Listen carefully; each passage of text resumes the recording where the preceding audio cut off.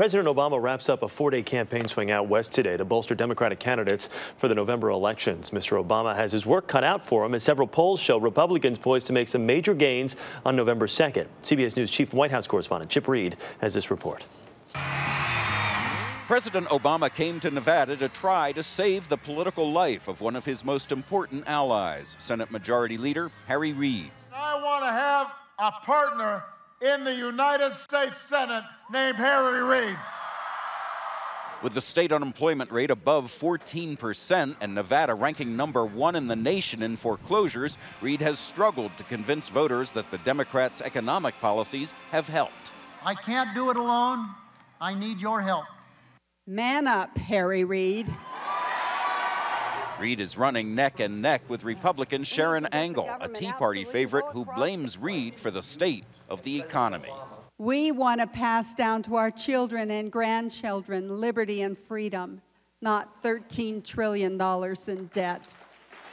They are clinging to the same worn out, tired, snake oil ideas that they were peddling before.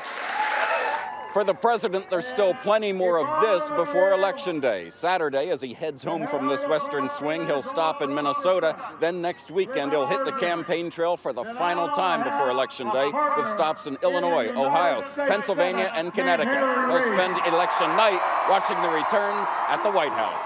Chip Reid, CBS News, Las Vegas.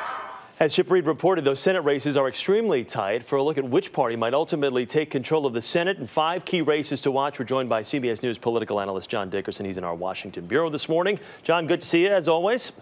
Good morning. All right. Our CBS News critical contest analysts, we've got 15 Senate races which are extremely tight. We're going to focus on 5 here. But before we talk about each specifically, I just want to ask you, what do you think is going to be the real determining factor for these close races?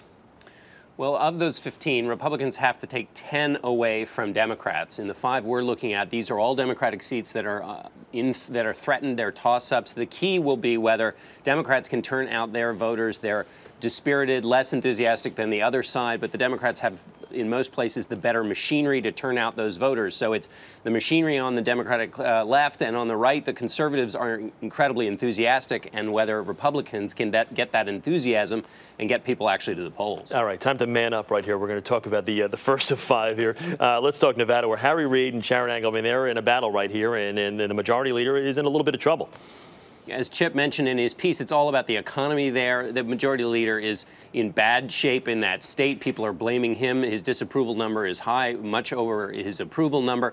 And it's really a question of whether they can grind out the votes there. And it's going to go right down to the wire. And the president coming in helps Harry Reid, but also his challenger, Sharon Angle, ran an ad with the president in it. It helps conservatives, too. All right, let's talk Pennsylvania right now. You've got Joe Sestak. You've got Pat Toomey there. This is another extremely tight race. What do you see with this one? Tightening. Democrats are coming home as they are in some of these states, and it just means basically they're being reminded why they don't like Republicans. This is happening in all of these tight races, and Democrats are looks like they're turning out. The question is whether that's a trend that stops or can continue all the way to Election Day. Let's go to Illinois right now, where 2 are vying for the president's old Senate seat there. This is the seat that the race that doesn't have to do with sort of the national issues. It's all about character here. You have basically on the one hand you have the Republican who embellished his record, and then on the Democrat, Janulius has a history or family relations with a bank that dealt with organized crime figures. So it's all about the specifics of that race, and that looks incredibly tight as well. Yeah, they're calling it the lesser of 2 evils there. Let's move to the state of Colorado now. Colorado, the incumbent Bennett was appointed to that seat, was behind. This is one of those races where it looks like there's a little bit of tightening, like in Pennsylvania.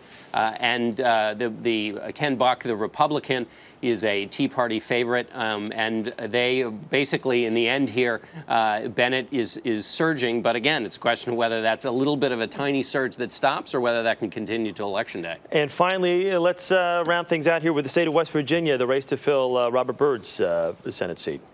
And the race for Joe Manchin, the sitting governor, to run away from the sitting president, President Obama. He's been moving to the right over the last couple of weeks and pushing away. And the Republican John Racy has been saying that Manchin will be a rubber stamp in this seat. And so the president is really on the ballot in this specific race. He is in all of these races, but in this one in specific, it's just a question whether the Democrat Manchin can get out from under the president. All right, John, I teed you up and you hit it out of the park as always. Thanks so much. Good to see you this morning. All right.